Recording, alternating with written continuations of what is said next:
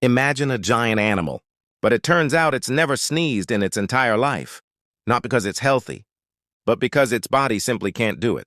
The giraffe's incredibly long neck puts pressure on its airways unlike any other animal. Dust in, pollen inhaled, they have to hold it in, without being able to expel it in the most human way, sneezing.